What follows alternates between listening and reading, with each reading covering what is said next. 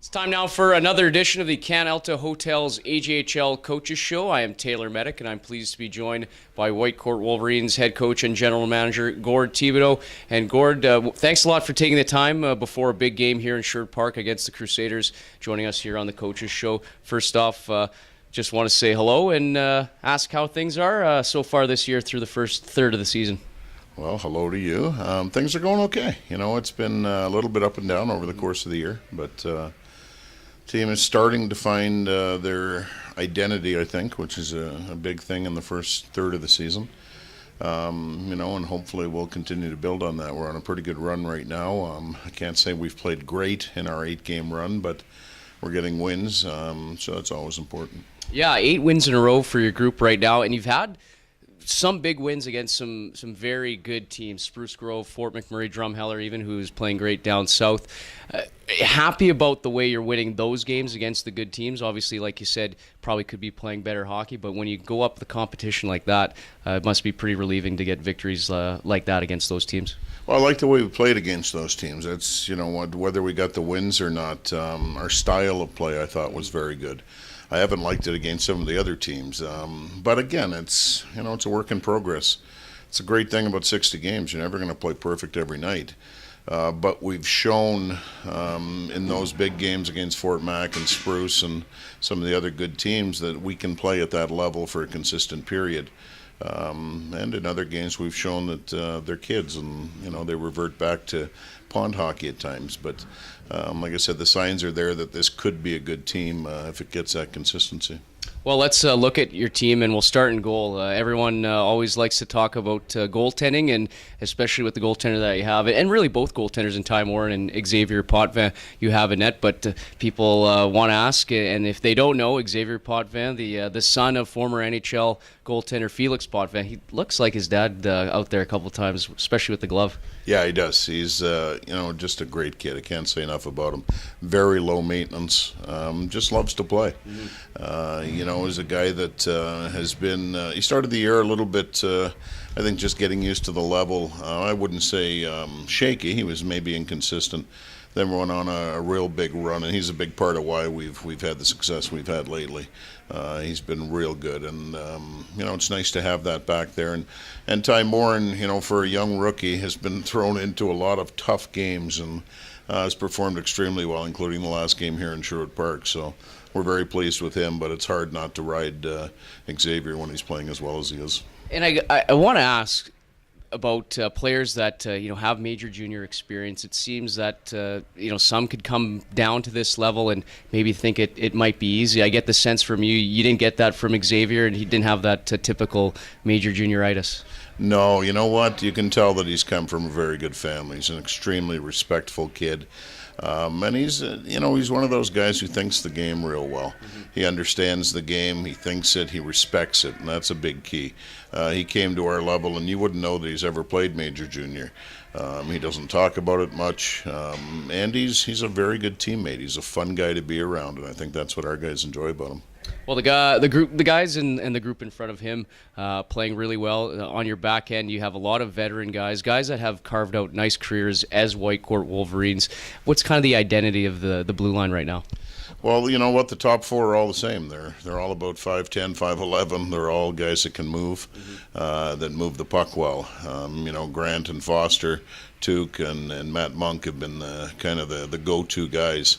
We've got a couple rookies playing maybe more than they should at this stage. It's just the way it's worked out in terms of injury. And right now we're only carrying 6 defensemen, but I've been looking for a month to find another defenseman, and it just hasn't quite worked out yet. But hopefully we'll address that soon. But those top four have carried a lot of minutes for us. And they're all guys that, they can play both styles. They can play an offense in terms of skating, but they're very good defenders, and they're very good one-on-one guys, and that's definitely helped our defense. Up front, it looks like it's the same old Whitecourt Wolverines. Whether it's yourself behind the bench or Joey Bouchard in the past when he brought this team into the AJHL, high flying skill. and you try to teach the right way to play defensively as well with your forwards. But you guys bring in a gentleman like Tier Thompson, who's a Sherwood Park native, and then you reacquire Estienne Coetzee from the Olds Grizzlies. And he automatically is one of your top scorers right now, but a guy like Jaden Leslie as well. Just touch on the forward group and maybe specifically the newcomers to this year on your team that have really been impressive, to say the least. Well, you know what? We've been fortunate. Obviously, we returned Liam Motley and Leslie from last year. Stevie Bryant up front, Ben Evanish, who's been outstanding for us. But you're right, it's the group of newcomers. It's the Mackenzie Hardens and Spencer Bast, who came down from Moose Jaw, very similar to Mr. Potvin. Just a great attitude and a great team kid. And then to be able to pick up via trade, Riley Smith and Tier Thompson, and to reacquire Estienne. You know what? That shows you how stupid I am as a GM to let him go and for him. Smart enough to get him back. Well, yeah, you correct your mistakes at this level as quickly as you can, but they're all guys that bring something different to the table. And what we wanted to have was three lines of skill that could score, but also be tough to play against. And if you watch Estienne and Tier and Motley and Leslie and Bast, and, even Harden and Bryant and Evanish, that line, they can be physical. They can be tough to play against, and they also provide a good skill level. All three lines can play on the power play, and that's what we wanted. Well, especially with Motley, and he's a guy that really uses his reach to advantage. I personally haven't seen a guy in the last couple of years like that. The way I just said, he's able to use his size properly. Would you agree? Yeah, he's a 6'4" kid who skates like he's 5'8". Extremely quick, has great hands, and knows where goals are scored. He's not afraid to go to the net, and that's it seems like a simple thing, but there's not a lot of guys in this league or in hockey anymore that love to go to that tough area. He knows that he'll get rewarded if he goes there. So he's been probably, I'd say, our most consistent guy all year. He's got a very bright future ahead of him once he gets through Cornell and 4 years of schooling, but he's definitely got some pro attributes. When you look forward with this team, like you mentioned, you're still hunting for a defenseman. You're always wanting to tinker and add to the lineup. How confident right now are you that you can compete in this division and ultimately come out as representing the North in the final? Well, we're hopeful. I mean, you just never know in this game. I hearken back to last year, and probably at this time last year, myself and Brent sat down, our owner, and said, should we blow it up or are we close enough? And you have to be honest with those decisions, and that's the one thing I love about working with Brent and Tracy as owners. You know what? They love to sit down and talk the game, and they love to be honest about it. If we're not there, then there's nothing wrong with blowing it up. And we think we're close this year, but again, you have to perform. And I'm sure we'll have that decision to make in a couple of weeks, getting closer to the December 1st deadline. How close are we? And if we are, can we add to this, and can we take a run? And we like our team. I very much like the core group of players. I think that there's something there, but again, we have to prove it. Well, it was quite the season last year for yourself personally, as well as the team. The Wolverines getting to the league final and ultimately falling to Brooks in that one, but winning a division title, not as the top seed as well. You upset the Oil Barons in a fantastic series in that one. But for you, you set the coaching wins record, and you just continue to pad the stats as you move along. You had the summer to relax and reflect. Now that last year is behind you, how do you reflect on it now, and what kind of words come out when you think back to last year? You know what? You're thankful that you have an opportunity to do this. I look back and think that I've been doing this for 24, 25 years now, and it's gone so quick, and it's an amazing thing to get that opportunity. Then you start thinking about the players. Boy, I've had some unbelievable players and some great teams, but individually just some great players that, they can take all the wins away, but the fact that you got to coach some of those kids and hopefully be part of their lives in terms of them moving forward, that's what we do this for. Well, let's specifically ask you about, what's it like coaching against Adam Mana? He's a former player, and it's kind of neat to see a bit of a changing in the guard in the league. We're seeing a lot of younger coaches come in, and Adam is one of them. What's it like, going head-to-head against a former player? Well, it's always hard because, you want him to have success too. every player that I've coached, number one, you're so happy that they're back in coaching. They're giving something back to the game. That's what we always tried to stress, the old Claire Drake philosophy, that when you're done, give something back to the game. So it's great to see Adam do that. It's great to see him get a chance at this level. He's had a lot of success through minor hockey.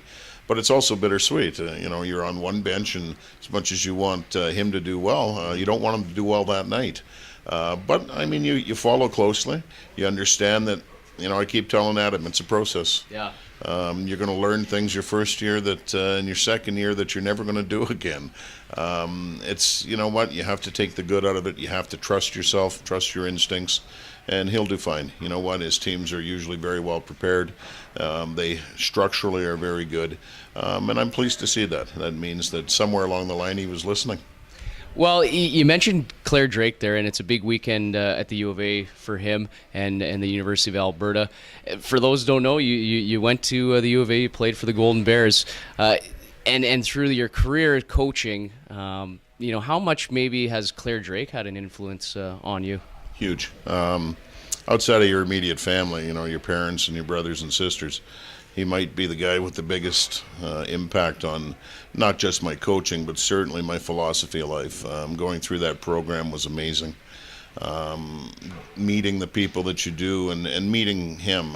Him and Billy Moores were huge for me in terms of two pillars of strength coaching-wise to look to, but not just coaching, just in how you should conduct yourself. And I still have the utmost respect for both of those guys. I still get scared when I talk to them, and I'm 53 years old, and I still act like an 18-year-old kid around them. But that's the amount of respect that you have for those guys, and I really enjoyed my 4 years there, and obviously that was a big part of setting the foundation for what I'm doing now. We had Boris Verbalka of the Camrose Kodiaks on this show, and we started to talk about how hockey, he's been in the game a long time. Yep. Hockey hasn't changed in his opinion. There's certain things that have maybe changed in terms of the rules and all that, but he ultimately believes really hockey hasn't changed over the last 25, X years. For you, you've been in this league a long time, you've been in hockey a long time. Do you echo that statement? Has hockey really not changed? It's just little subtleties maybe have, but in essence, everyone still has to play the game the same way. Yeah, and you know what? There's very little invented today that guys 100 years ago didn't do. Yeah. I keep telling young coaches, there were a lot smarter guys than you that came in this game. Don't try to reinvent the wheel. Mm-hmm. So Boris is right. In a sense, it's still the same game. What's changed? Kids are more skilled, with academies and with the focus on individual instruction. Kids are way more skilled than they ever were. But they've lost a little bit of the thinking in terms of, how the hockey IQ, as we call it, that's slipped as the skills have gone up. In a perfect world, we'd be coaching a bit more IQ and a little less skills, but it doesn't always work that way. So when you get in the game in terms of techniques and how you're going to attack teams, that hasn't changed in 30 years. Everyone's talking about the 1-3-1. Yeah, I remember it back when, Claire Drake and Billy Moores used to coach against it at the University of Regina when we played them. So, like I said, it's all cyclical. It all comes around. And part of being a good coach is understanding what works for your group, and that's probably the biggest thing. Well, you've been in Fort McMurray, Whitecourt, Lloydminster, here even for 1 year in Sherwood Park. You've been around the league a lot. Let's ask you, what's kind of the favorite road trip when you get to travel out on the bus here in Alberta?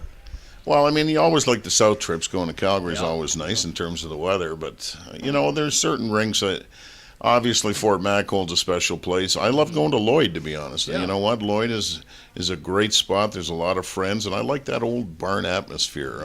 Fort Saskatchewan, back when they were in the league, I used to love going in there because I knew the ice was hard and fast, and you were going to have a great game. But every rink's got its little nuances, and Camrose now being, Okotoks, those new style rinks coming in, obviously those are very nice to go to. But give me an old barn like Fort Sask or Lloyd, and I'd be happy. Yeah, the JRC. I remember the glass being extremely low. You really had to look out and pay attention to the game because pucks could fly out.